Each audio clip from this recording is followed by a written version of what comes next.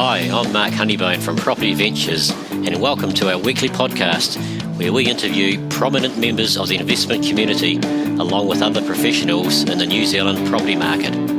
This is a free service from Property Ventures so that you can keep current and learn from some of the best around New Zealand. To check us out, take a look at propertyventures.co.nz. We hope you enjoy today's podcast.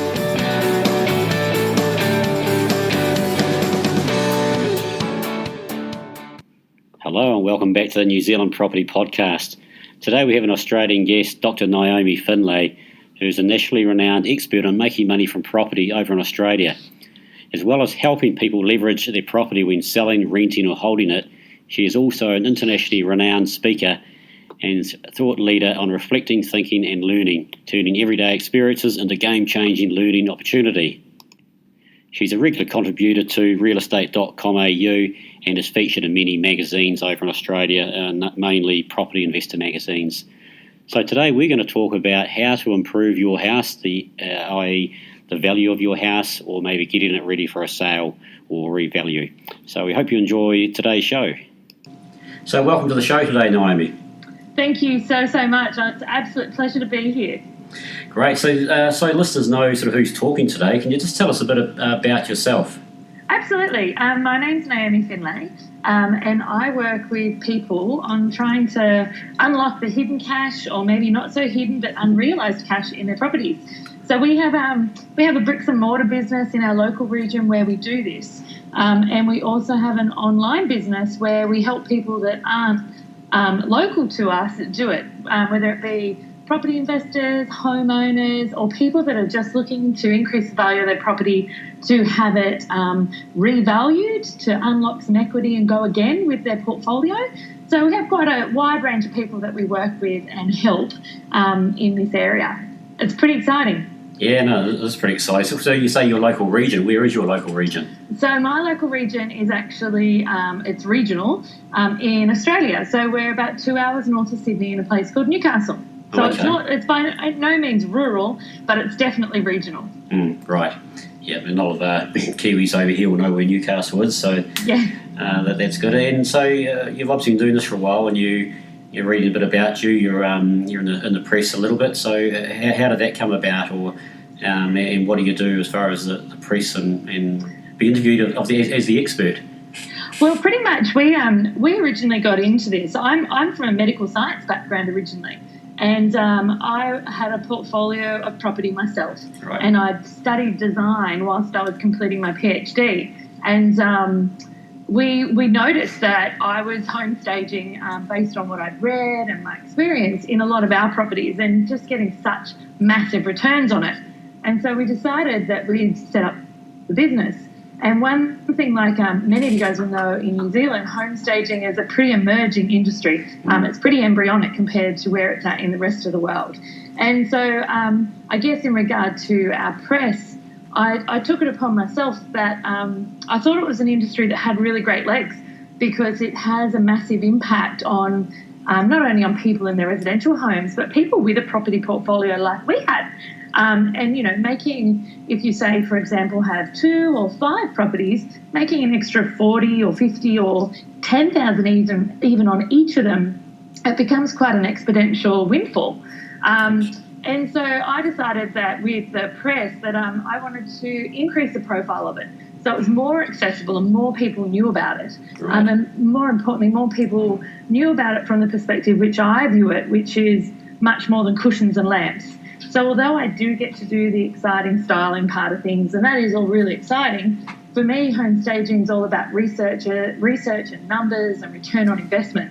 And my focus, I guess, on the media work that I do over here and the profile building we do for the industry over here, it's purely about helping people become aware of it and helping people access the things that they need if they don't have professional home stagers in the area to do it themselves. Absolutely. Oh, that's great.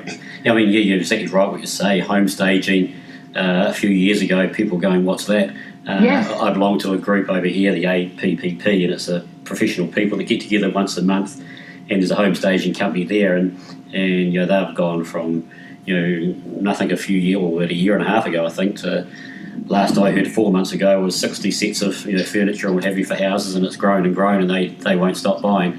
Absolutely. And our local businesses had similar growth. So we're in our 6th or 7th year now, I think. Right. And we've had similar growth. We went from being in our garage just over 6 years ago to now owning, I think our warehouse is 550 square metres. Wow. And it's really not a warehouse, it's just a turning bay. Yes, Stuff just comes in and gets turned around and goes back out. So you're right, it is a really, really rapidly growing industry, and I think it's because of the tangible and immediate results that it can get for people. As we're going to talk about anyway, and as I see from the real estate perspective, when you sell a house that's got nice furniture, modern furniture, not too much furniture, it's such a fine line, and it just adds if someone walks in, and it might be the difference of buying a property and not buying a property, which is important to start off with, but it also might add $10,000 onto it. Absolutely. And I think one thing that I'm really pro on is the fact that I guess I view the profession or the practice of home staging just like baking a cake. So I view the cooking of the actual cake and the ingredients and the recipe, it's measured and it's thought out, and it's researched. Like, we know exactly how much flour to put in, exactly how much water to put in. And then I view the styling part of the home staging profession as the icing. So that's the part that tops it off. But if we ice a cake that's all bumpy and got big sinkholes in it and is really poorly cooked, the icing's still going to look pretty shabby. So I see it as, I guess, as a two-part process. It's not only about the final styling, which is kind of like the glamour part of it, one might say. Yep. It's also about the preparing of the property with return on investment in mind. I like that. I'm not very good at cooking, and I wasn't very good at styling properties, but it's something you practice and you get better at, and you see, and you do get better at that. So, okay, well, we sort of started into this already, the learning side of what people want, and maybe we'll talk about that, because I guess with any property you're renovating or adding value to, that's the last part of the equation before you sell or whatever you're going to do. Yes. So let's go into different other parts of the property, what you teach or concentrate on when adding value to a house. The first step is actually very academic. In any property that I own or a client's, I always undertake the first step of research. So it's so important to know where your property sits in the market compared to others from the perspective of its inclusions. So, for example, you need to know whether properties of a similar size, similar market, similar neighbourhood to you or to your property, if they have, for example, stone bench tops, if they have freestanding baths, if they have all different little inclusions, because that can be one of the primary mechanisms that you use to determine what money you need to put into it and where you need to put it. Yeah, no, that makes total sense, and that's a mistake that some newbies don't realise. They don't think about. They go to a new area and they don't know, is it a very lower social inequality side with its lower a high rental area, or is it for us a Remuera in the middle of Auckland that you want the stone tops and all the bells and whistles? Absolutely, and it's a lot of people often. And I say this kindly because it's what we have. Like, we take with us our knowledge of our existing hood or where we lived or where we grew up. And it might be knowledge from our existing hood, or it might be knowledge of the neighbourhood that your property is in, but it might be 10 years old. And so it's so essential, and it does not take long. The internet makes research an absolute breeze. Absolutely, and so, it doesn't take long at all to do a good property comparison research. And that then tells you exactly what your competition is. Because let's face it, home staging and preparing your property for sale is all about making your place or stand out from the rest of your competition. That is really the focus. So your house definitely is the one they buy first, and they buy for the most money. Yeah, definitely. And as far as you, the investor, renovating it, you can spend too much money on something that shouldn't be done up to that particular standard. But then you can spend half of what you should have spent, and you're missing out on $100,000 because for the other extreme. So, exactly. yeah, so and we find that quite often, to be honest with you. I think it's one of the most challenging things when people are looking to add value to their property is knowing exactly where to add it and where to stop. Yeah. Okay, so let's let's concentrate on the outside. What do you suggest or do to the outside of the property, keeping in mind where the property is?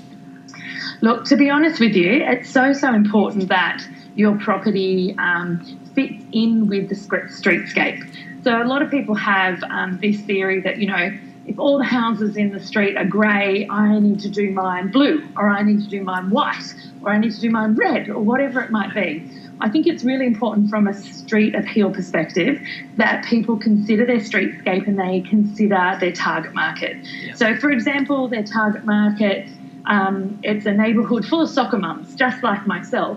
They need to consider what these soccer mums are exposed to. So what magazines are they reading, what shows are they watching, and what's going to fit in with the neighbourhood in regard to the exterior of their property. Right, yeah. That's really, really important about knowing your market. And again, you can do this really easily by going to some open homes in the area of your property and checking out who's there, because that will totally indicate the type of buyers that are looking in the same neighbourhood as your property is in. So, what are the cars they're driving? Do they have pets? Do they have children? And that way you can then tweak the presentation of the front of your property to meet. Yeah, that makes sense. It makes a lot of sense. And, the standard things that you need to think about with street appeal is that from the minute you go live on the internet, you are permanently on show. Yep. So it's not just on a Saturday that you have your open inspection or when the agent schedules it. It's actually from the minute that you go live on the internet. So lights need to be on before dusk. There can never, ever be a curb collection. If you have to beg your neighbours or the neighbours of the property that you'll get rid of their curb collection for them. Do you have curb collections in New Zealand? We do, yeah. There's nothing worse than scheduling your property to go to market and suddenly there's a curb collection and all of your neighbours pop their things out on the sidewalk to be collected. Yeah, and the overflowing of junk mail in the mailbox. Yes. So it's really simple things to think about from curb appeal. Yep. It's making sure that from the minute they step out that door of the car, so the minute they touch your gutter, we call them gutters in Australia, not curbs. Yep. The minute their foot touches the gutter, that there's a maintenance-free and high-quality finish that hits the people. So there's really some great research around to show that over 90% of people will pay a high price for a property that has little to no maintenance to be done. Yep. And what it does, if you have little to no maintenance in those first 2 minutes, so from the gutter to the front door, then what you'll find is it sets up in the person's subconscious, maybe not even in their conscious, that the property is well maintained and a good quality property even before they step in the front door. Yep. And the things you can look at for this can be simple things like literally take the walk from the gutter, look at your mailbox. Do you have a number that's visible? Are your lights corroding from salt exposure? Does your driveway need resealing? Is your front door hardware in good condition? So all the really little things cumulatively add up in those first 2 minutes as they're walking from gutter to door. And it can be a first impression that's impossible to remove. Yeah, I like that. First impressions are everything, aren't they? Wherever you get by or you're doing in this world. It's like a first date, to be honest with you. Yeah. The minute you say you're on a first date and it's a blind date and you walk in and the first thing you do is see the gentleman fishing an olive out of his martini with his fingers. That first impression is not one that you're going to be able to remove very easily. He's going to have to work pretty hard to recover from that. So what I'm doing wrong. Yeah, all good. I'm a happy married man. Love it. That's great, perfect. Okay, so the first few minutes, getting into the place, obviously, and that is, and sometimes it is hard. It might be a back door, and there's something you can't really do in the level or the great thing about the properties on the other side of the street, and sometimes you can't. So are there any little tips or anything you'd give for something when you really can? Is it nice pot plants or colour or? Absolutely. It's always important. One thing that some people struggle with, especially in the inner city, is that often their front door, if they're not in suburbia where you have the beautiful standard driveway, that it's very obvious where the front door is. it's a great idea to denote it with a feature, so something that grabs the eye. So that may be something as simple as a lovely pot plant that's obviously thriving, or it might be something as simple as a really oversized number on the door. Yeah, that's always a nice, nice. Just to grab attention to it. Yeah, and I never actually realised that till a few years ago then. And funny, you go to some of the better parts of town, like in Auckland here, and the numbers get bigger. On the mailbox, on the front of the road, they get bigger. That's actually really funny. Yeah, that's true though. I never sort of realised a few years ago. And it's a great way. There's nothing worse. My number one bugbear, I guess you would call it, is when someone puts their property on the market and they have a poor number on their house, a damaged number on their house, or they don't have a number on their house. Because there's no better way to frustrate a prospective buyer than them not be able to find you. Yeah, definitely. In fact, I went to a place just yesterday, and it was only because I'd looked on Google Maps beforehand that I found the house, because there was no number. You had to drive up a long driveway then to see the number on the house. It wasn't very big. Yes, yes. And so that just, again, even if it's not a conscious thing, it's a subconscious tick box, I guess, that's ticked in the buyer's mind as they're coming to look for your property. But you brought up a really good point about what happens if all of the highlights of your property aren't at the front. So you can't really work at your street appeal, but you have some amazing stuff behind the door. So my take on this is that before you do any work, so just after you've done your research on your property, you need to then work out what the highlights of your property are. So what are the selling points? Yeah. And that is where you focus on getting them to the quickest. Yeah, good idea, yeah. And, there are piles of ways to do this. You can do this with styling by adding lines of sight. You can do this by strategic positioning of the material that the agent's giving out so that they can direct them immediately towards that. Quickly walk past the horrible things. Yes, and that might be in the direction of your highlight, if that makes sense. Yeah. So identifying your highlights and also identifying your lowlights, I guess the next step after research, to be honest with you, because although I'm certainly not a proponent of ever hiding your lowlights, absolutely not, because karma will always come back and get you, not to mention it being illegal, but it is important to downplay them. So if you can do things to offset them, then that's a great thing to do. Great stuff. Okay, so you get inside this house, the customer gets in there. What from there then on? That the thing from the minute they walk in the door, your house, in an ideal world, I follow the theory of neuro-linguistic programming, where you want, in sales, they use NLP to get people to buy, basically. Yep. So I like to apply this to selling real estate. So one of the theories is that when you're having a conversation with someone, if you're wanting to encourage them to see your perspective, or I think that's the nicest way to say that, encourage them to see your perspective, you ask them questions to get them to say yes multiple times, hopefully a minimum of 3. Right. So my theory when I apply that to home staging is that the minute they walk in the door, I want them saying yes or wow, either is equivalent, yes 3 times before they see any of the lowlights. Yeah. So that might be, depending on how your house is set up, if you have a very small entryway or you don't have an entryway, it all depends obviously on your property, but take the walk through. So walk in your front door and articulate out loud what you see. And if it isn't something that makes you go, oh yes, or oh wow, or oh nice, then we need to work on that. Yeah, in fact, an example of that is our own house. It was a nice late 70s, early 80s house, architecturally designed, which was pretty dangerous back then.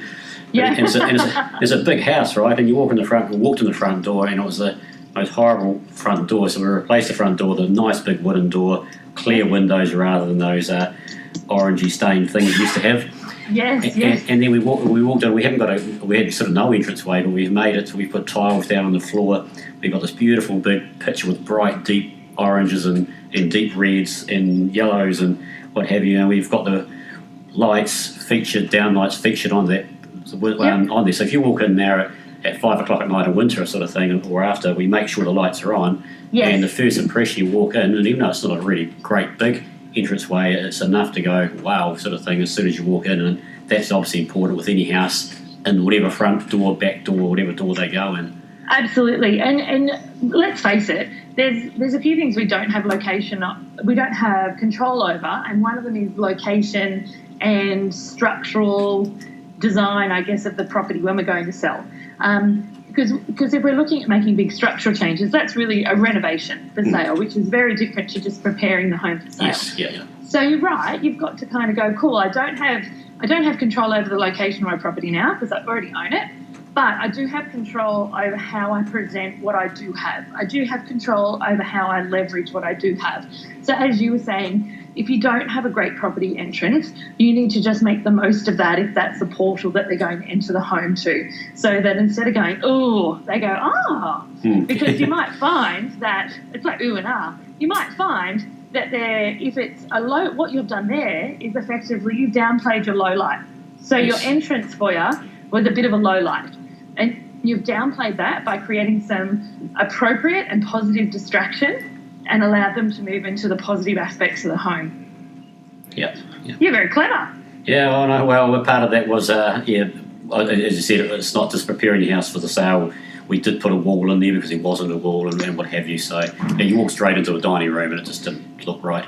So, but even if you have whatever, if it was rather than having to do the whole renovation thing, you're right by putting a nice picture there and maybe a lamp that shines on that. It's just something different, isn't it? That you get absolutely. A bit of a wow factor.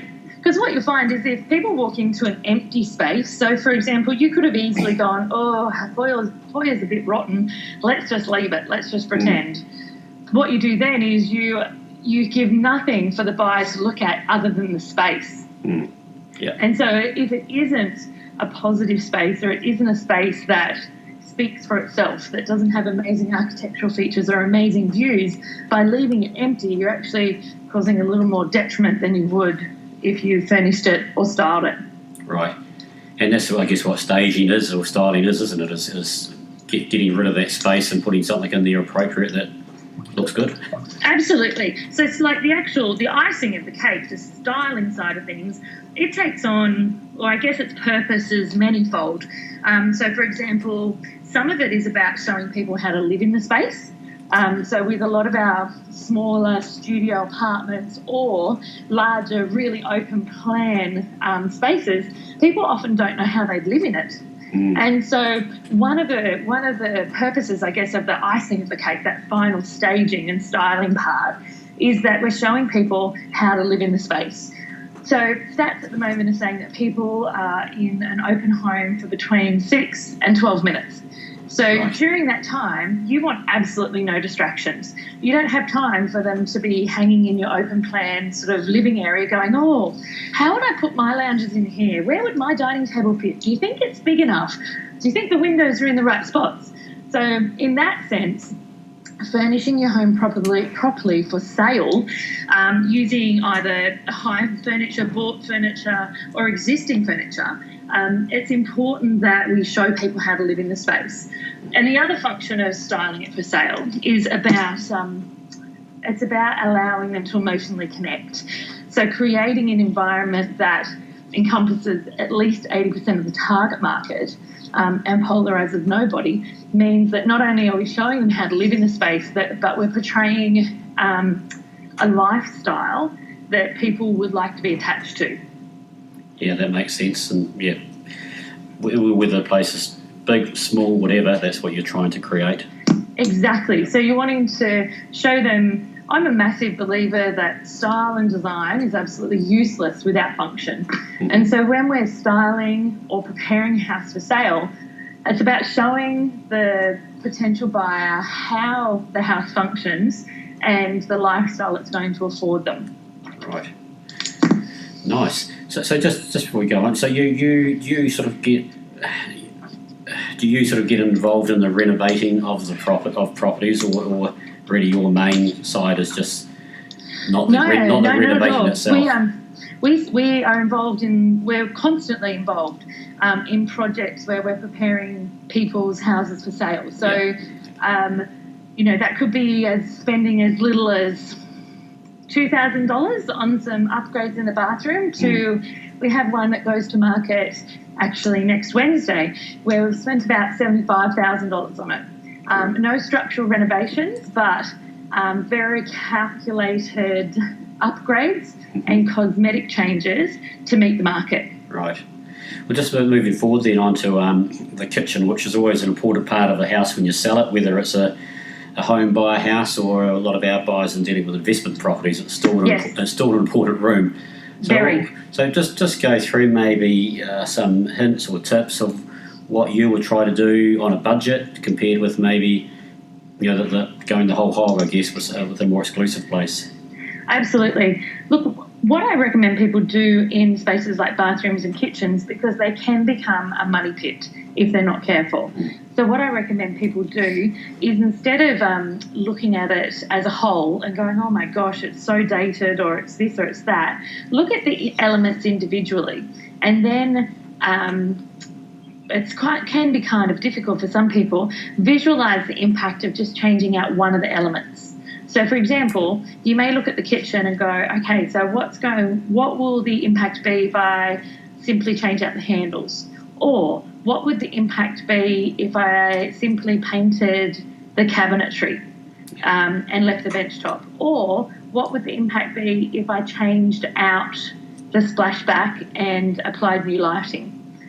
So it's really important to identify, I guess, what is the most polarising and, some might say dated or hideous. I hear a lot of clients saying, because they're quite hard on their own properties, what is the most offensive or polarising element in that space, and what will be the impact if I just change out that one thing?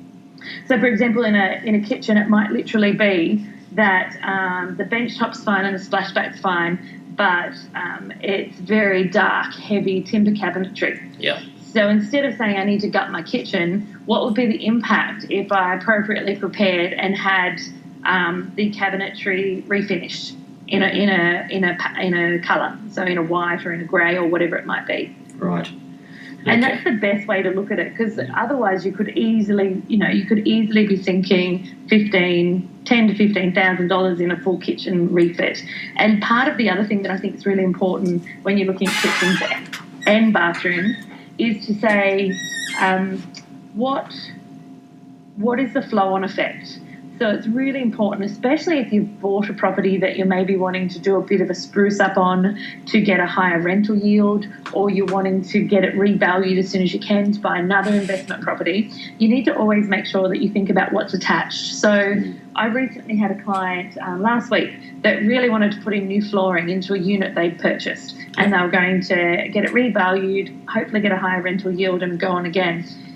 However, when I went down there to have a look, I noticed that the kitchen had been laid on top of an additional layer of flooring. So if they'd ripped up the flooring, all of their kitchen would have dropped below the kitchen bench. Yep. And so it's important when you're looking at, if it's not a new build, if it's an investment property that's been around for quite a while, for example, you need to really investigate before you make some big decisions about what the changes that you're wanting to implement will affect. Right. Yeah, it makes a lot of sense. And simple things in bathrooms, like people often want to change out a vanity. They'll say, I'm going to change out the vanity and I'm going to put a wall-hung one in. And I'm like, wow, that's a great idea. But you've got a pipe going through the floor. Yeah. That's always the one some people forget about. Yeah, absolutely. It's about just, I guess, identifying if one or two things changed. So it may be in a kitchen, taps and cabinetry, or it might be taps and handles, or handles and splashback, what sort of impact that'll make, and whether it's going to be enough for your return on investment. And also, before you decide and commit to any of the changes, checking what you might be impacting on. Right. No, that's fantastic. Yes, it's always looking at what's in, like, the kitchen or the bathroom, and not necessarily having to change everything. So sometimes you do have to, but you'd always look at first of all, trying to keep it within a budget, and maybe leaving the the drawers there, if they might be fine, they might just need a paint and a bit of a bit of a spanner or screwdriver to tighten a few bits and pieces up. But it might need a bench. Absolutely. There are some great custom cabinetry places pretty much all around the shop that are really good for the little jobs. So, they might come and fix the corner cabinet, which are usually the ones that continually flop. So, you can look at that. And the other thing I think that's important is to run a few different scenarios, because not always are we right. Yeah. So, it's really, we had a property of our own that we offloaded not last year, the year before, strategically. And I ran 3 different types of home preparation upgrades to the property and did a budget for all 3 of them, and then worked with an agent in the area on what each of those results would get me at sale day. Right. And I actually ended up completing the plan that I didn't think was going to, I was shocked that the numbers showed me that it was actually not the plan I originally imagined I would be doing to that property to hit my sweet spot. Yeah, no, that's right. Again, back to the research of the market of your house, where you are and what needs to be done. Absolutely. Yeah. And being really, although it can take some time, being really conscious of taking the time to find out what the preparation costs will be. So whether you're doing it yourself or you're having someone else to do it, sort of going, I think a bench top will be around $3,000, and I think handles, they'll only be about $30. Actually spend the time to do the research and add a buffer in. So always add about a 20% buffer into any budgeting plan that you have. Yeah, absolutely. If you're starting out and haven't done it before, definitely do that. As you'd be, go there and you've done 10, 20, 30, whatever it might be, that's when you start to know, and you can put that buffer down to probably 5 or 10%, but still have a buffer. Exactly. Yeah. Just one of the things a lot of people in New Zealand are doing are the laundries hidden behind a door. A European. How do you feel about that, and what sort of places do you sort of look at doing that for? Look, I think that's something that we've used quite a bit, but we only do it if that change is going to add significant value to the property. Yeah. So, for example, we often do it if the old laundry was quite large, and by removing or changing the laundry to a European, either in the kitchen or in one of the living spaces, if we're able to then convert that old laundry to a space that adds value. Like so, for example, giving it an extra study or creating a dining space that it never had. And I find in Australia that the place that it's really well accepted isn't rurally. It's more in the inner cities where they're used to compact and tighter living. Yeah, that makes total sense. It's not the big exclusive house either, because people expect a nice big exclusive laundry. Yeah, they expect a mudroom. Yeah, but you did right on the point where you said it's sort of the more townhouse apartment type thing, closer to the city, easy living, and if you can turn, I suppose, a big old laundry into an extra bedroom, you're going to, what you talked about, adding value, you're going to get that add value, where otherwise if you did nothing, I suppose you're actually going to lose, you could potentially lose value. Yeah, exactly. It's all about, once you've done your research and you've got a plan, it's about kind of going, what is actually the biggest value add? Is it converting it from a 2 to a 3 bedroom? Is it giving it a dining room it never had? Is it giving it a study it never had? Or is it turning the laundry into a butler's pantry? It's about making sure that the changes you make are going to be value-adding changes. Right. Okay, and one thing obviously a lot of people do, I just mentioned it before about adding value, is when might you not, if someone might come to you and say, Naomi, I want to change this to a 3-bedroom to a 4-bedroom, when might you not do that? I mean, it's a great idea if you can, obviously. To be honest with you, there'd be a couple of reasons where you might not. One would be the construction costs are too great. A lot of people will go, I'm going to enclose this back area into a 4th bedroom, for example. It might be an indoor-outdoor sunroom. And there has to be an element of, to do that properly, the costs are going to be prohibitive, that you can't do it. You may have roof line issues, you may have flooring issues. So that's obviously one space that I tend to say no. Another time that often I do is if it's not what the market is looking for. So, for example, it's, if it's in an area that is very stereotypically and very convincingly double income, no kids. Right. You'd have to kind of go, well, what's the fourth bedroom for? And would your money be spent best elsewhere, or is there a different type of value add that demographic would value more than a fourth bedroom? Yeah. Where the other area a lot of our investors are, particularly in South Auckland here, you have larger families. A 3 to a 4 or a 4 to 5 is always going to be a bonus and always going to add value to it. I suppose wherever you can, you try to get an extra bedroom without going stupid. I mean, it's still going to be big enough, so it's going to be of value, I guess.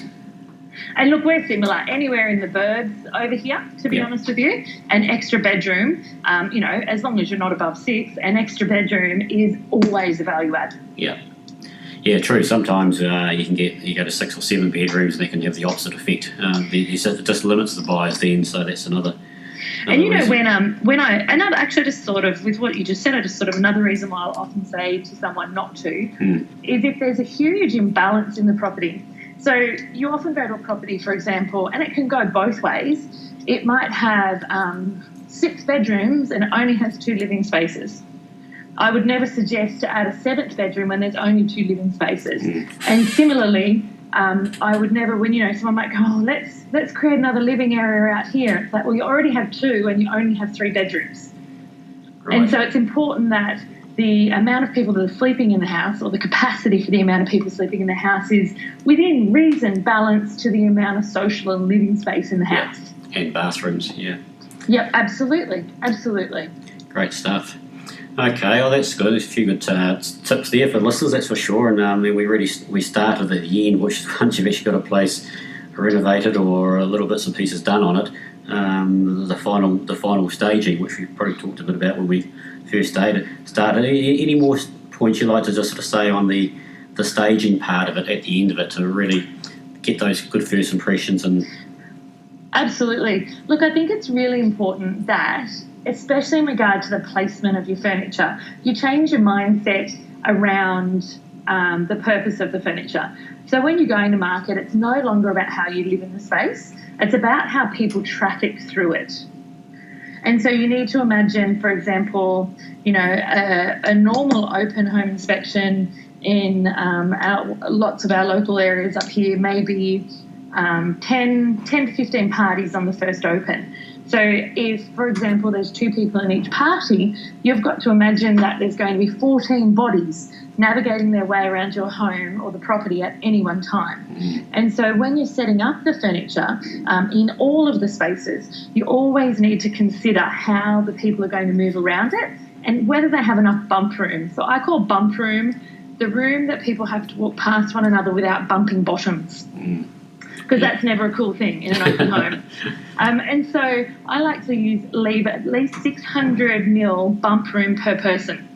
Good point. Try and never have passageways or pathways between lounges or between furniture that's less than 1,200 mil if you are wanting people to use it as a traffic area. Yeah, great. Yeah, that's a great point. So with a narrow hallway, you don't put your hallway table in there, which you might do had it been a nice wide or an extra alcove in there. Absolutely. If you were living there, you probably would have had it in there to pop your keys on or pop a vase on. But when you're going to market, even though it feels a little empty to you, once that place gets filled up on open inspection day, it's not going to be empty at all. And my other big tip would be in bedrooms. Where you can, it is always fantastic to walk in looking at the bed. Right, yeah. So there are obviously some limiting factors like windows or roof ceiling heights, but as a general rule, that's where there's not a lot to often look at in bedrooms, and the way you style the bed or the way that you put the bed together is often one of the highlights if there's no view. Right. And so make sure that where possible, and if it's appropriate for the space, always enter looking at the bed. Yeah, no, that's a great point. So, a bump room. I'm going to talk to the team about the bump room next week. Yeah. using hadn't thought of. That's great. And so just, what are there any sort of more points you'd like to sort of talk about? As far as adding value to a property. Oh, look, I think the biggest thing that I could stress to people is doing their homework and putting aside their preconceived ideas of what the market and property wants, unless it's based on evidence. I think that's the thing I really want to drive home. And so many times, every week, we actually see people that have this huge list of things that they want to do in the home. And really, it's a list of things that they wanted to do when they lived there. And it's about really investigating whether there's any return on investment or whether any of those things affect the saleability of the property. And if there's no return on investment for it and it's not about saleability, then you really need to consider not doing it. Yep. Yeah, no, great point. Okay, well, that's been great today, and you've been a wealth of knowledge, and I'm getting there's a whole lot more that we could learn for you one day. So we may definitely get you back on the show sometime later in the year, if that's okay. Yeah, that sounds great. Yeah, now we'll on our website we've got a wee note to say how to get hold of Naomi, and any finishing up points today for the listeners. Not at all. Just thank you so much for having me on here. As you mentioned, you'll have a link to our site, which is naomifindlay.com, and there's plenty of bits and pieces on there, and you can get in touch with me on there. But just thanks for listening, everybody, and please feel free to shoot through questions, because next time I come back, I'm more than happy to do a Q&A if that works for you. Whatever works for your audience, I'm happy to help. Excellent. We may work that out. Hey, thanks very much for your time. No problem. Talk to you soon. Well, we hope you enjoyed this week's podcast. That was a great introduction of how to, stage your home, and a few points on, getting ready. And I really like what she said about the researching your market for what sort of property you have and what sort of suburb or street, and then appropriately, renovate. It might be renovating. It may just be staging it for sale. So we'd like to thank Naomi. You've got the details on how to get hold of her on the website if you so wish. Apart from that, we'll catch you in the next couple of weeks. Thanks for listening.